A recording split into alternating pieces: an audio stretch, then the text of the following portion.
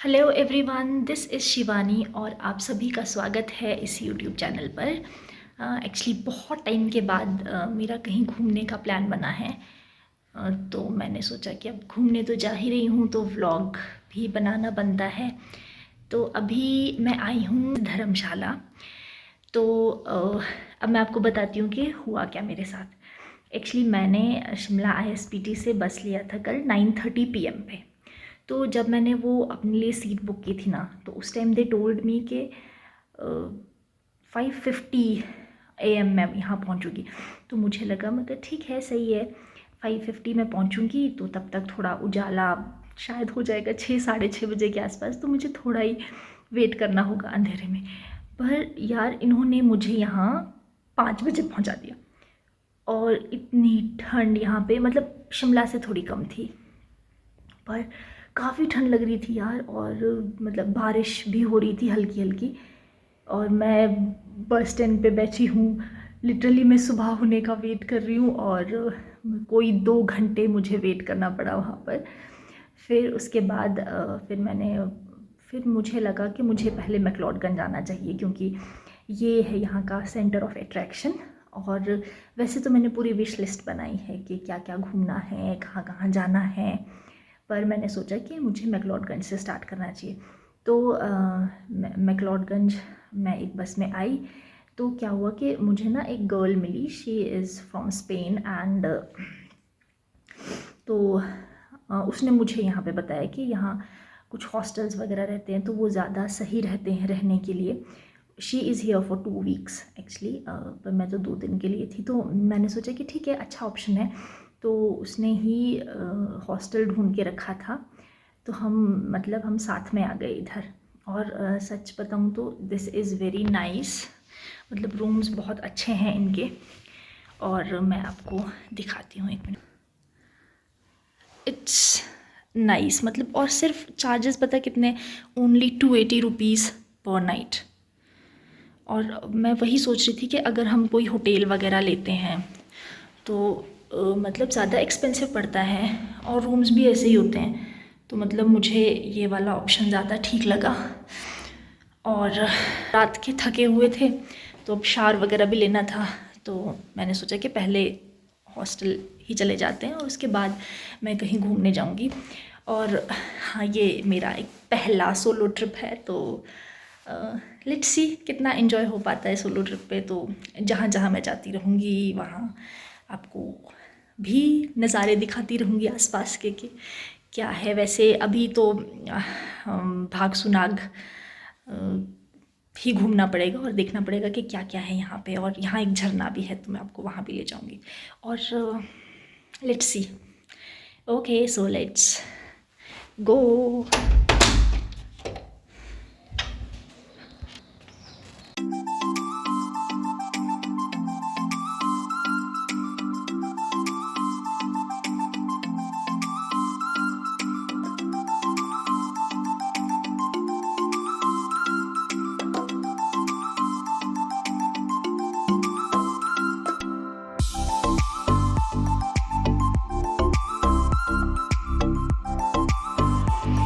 Oh, he is Rahi. वैसे तो I'm afraid of dogs, but okay, he looks cute. बस मुझे काट ना ले।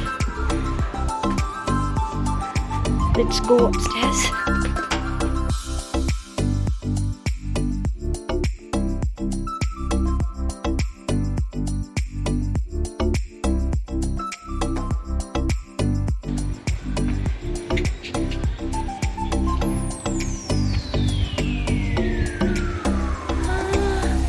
ये क्या है? अच्छा, मुझे लगा ये पपी है।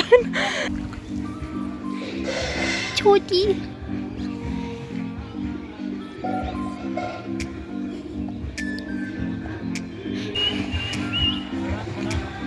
Let me show you the kitchen. So ये है इनका किचन एरिया। यहाँ बैठ के खाना भी खाते हैं और वो साइड में जो है वहाँ पे खाना बना भी सकते हो आप, अपना खुद से भी बना सकते हो खाना। और आप यहाँ ऑर्डर भी कर सकते हो। उन्होंने रूम पे मेन्यू भी रखा है वैसे। तो हम जैसे ही हॉस्टल से बाहर निकलते हैं तो सामने आ जाता है वैष्णो माता मंदिर, और यहाँ पे हम त्रिदेवों को देख सकते हैं। मैंने ब्रह्मा जी को मतलब कहीं देखा नहीं मंदिरों में, बट यहाँ ब्रह्मा जी के दर्शन भी हो गए। ये एक छोटी सी केव है, सॉरी टनल है, और इसमें ना बैठ बैठ के जाना पड़ा, मेरी बैक की बैंड बज गई। बट हमें इसके अंदर है वैष्णो माता वाला टेम्पल।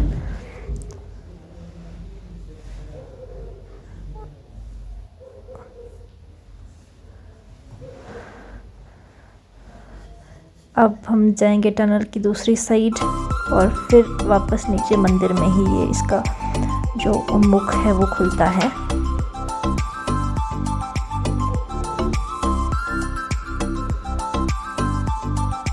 कोई भी मंदिर होना हमें हमेशा बहुत पीसफुल फील होता है, और मैंने भी अपना जो दुर्गा चालीसा है और हनुमान चालीसा यहाँ पे पढ़ी, और उसके बाद जो है मैं यहाँ से बाहर निकल गई।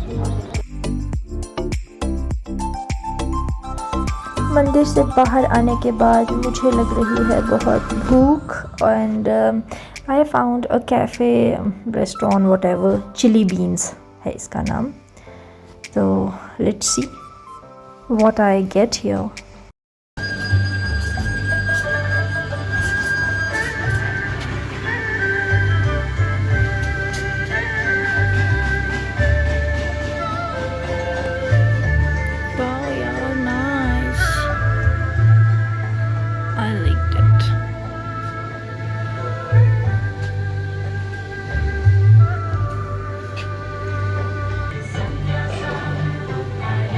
तो सही जगह है ना यार।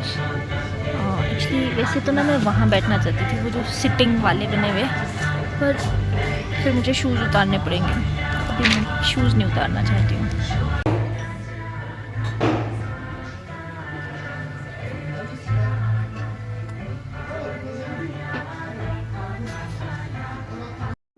अब खाना खाने के बाद मैं आ गई हूँ भागसूनाग की मार्केट।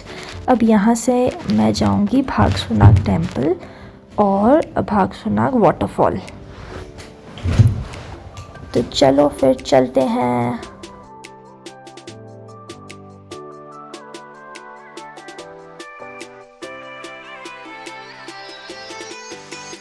यार इनको देख के ना मुझे DDLJ याद आ गई।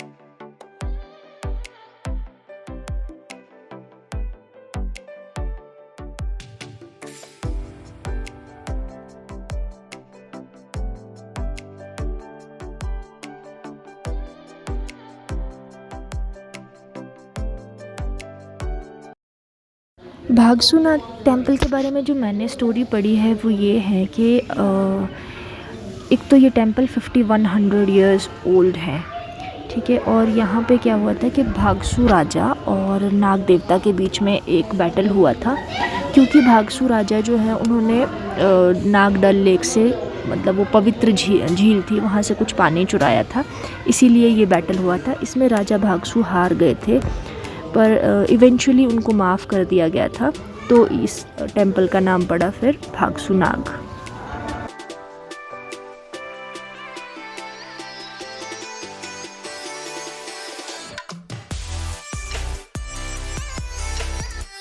तो मंदिर के बैक साइड में मुझे भगवान शनि देव के भी दर्शन हो गए, जिन्हें न्याय का देवता कहा जाता है, और इसके साथ ही ये कुंभ राशि के स्वामी भी हैं। तो मेरे लिए तो अच्छा ही था, क्योंकि मेरी राशि भी कुंभ है।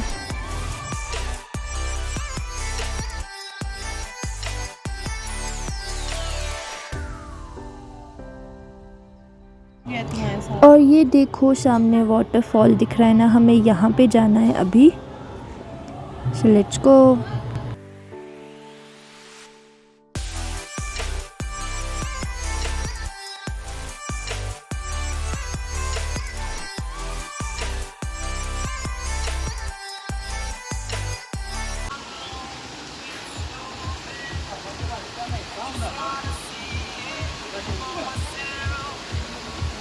10-12 मिनट चलने के बाद हम यहाँ पहुँच जाते हैं। बाकी तो आपकी स्पीड पे भी डिपेंड करता है।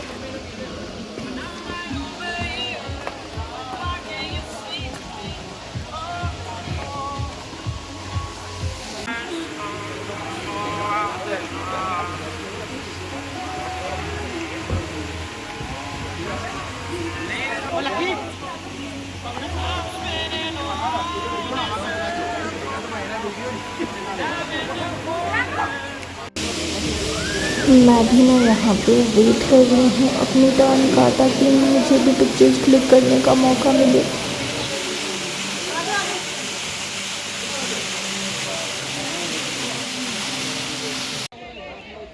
अब वापस आने के बाद now is the time for zip line. ये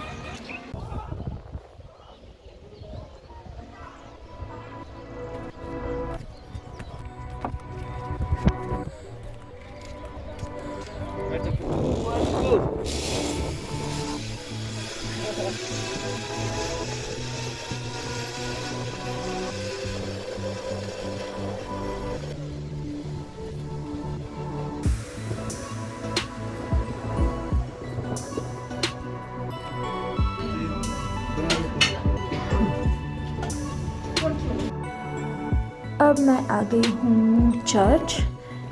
एक्चुअली चर्च आने के लिए मुझे पहले मैक्लोडगंज जाना पड़ा। वहाँ से जो है चर्च हार्डली 1 किलोमीटर होगा आई गेस। ये चर्च 1852 में बना था और ये देवदार फॉरेस्ट जो है ना उसके बीच में बना हुआ है ये चर्च। और मुझे ये भी बताया गया है कि ये जो चर्च है ये शाम को 5 बजे तक ही खुला रहता है।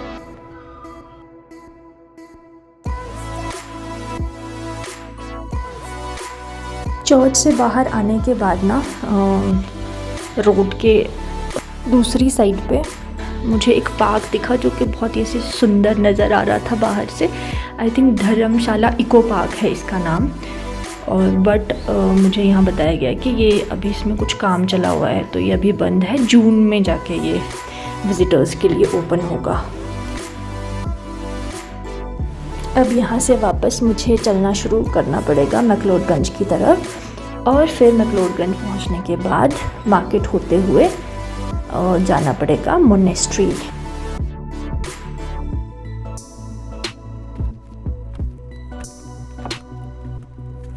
मार्केट में एक छोटी मोनेस्ट्री भी है जैसे कि आप देख सकते हैं, पर जो मेन मोनेस्ट्री है वो आई थिंक 8 या 10 मिनट तक हमें चलते रहना होगा तब मिलेगी।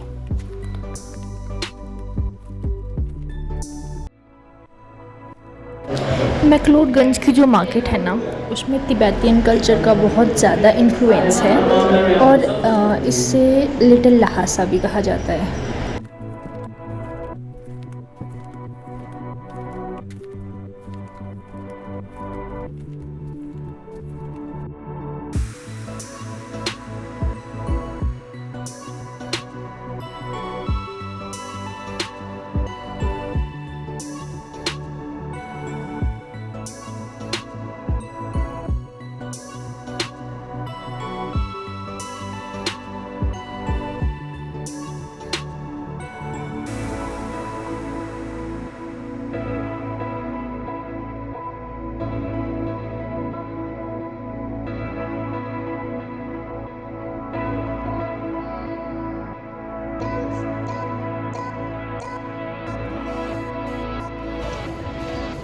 वाह स्काई वे, ये तो मुझे भी करना था यार, पर अब टाइम नहीं है, अंधेरा होने वाला है।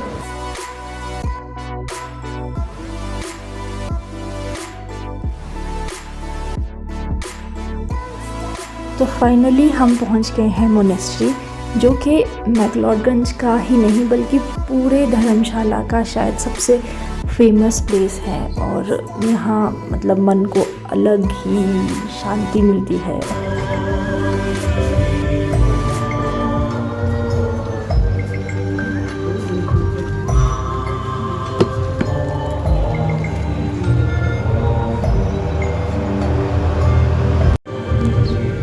धर्मशाला के विख्यात होने का कारण सिर्फ उसकी सुंदरता ही नहीं है, बल्कि ये मोनेस्ट्री भी है जिसे दलाई लामा के निवास स्थान के रूप में जाना जाता है। दलाई लामा तो सबको पता ही है, तिब्बतियन बौद्ध गुरु हैं और उनकी प्रीचिंग्स को सुनने के लिए ना मतलब दूर दूर से लोग आते हैं, स्पेशली फॉरेनर्स भी।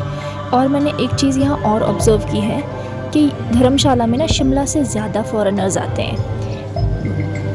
बहुत सारे रीज़न्स है, जैसे कुछ लोग योगा, मेडिटेशन मतलब ये सब करने आते हैं और यहाँ पे ना अलग ही तरह का पीस है। I mean seriously this is amazing.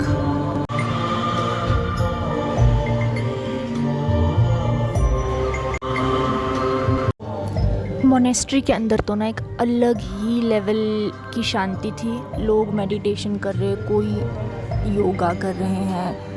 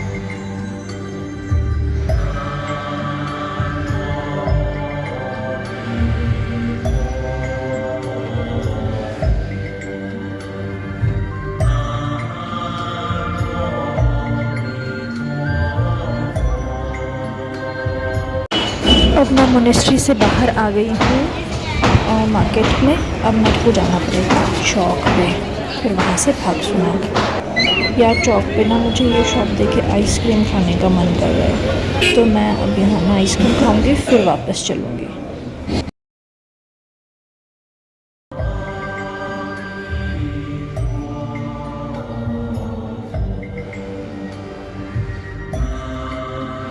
तो अब मैं हॉस्टल पहुंच गई हूं और आज का जो व्लॉग है वो मैं यहीं एंड कर रही हूं।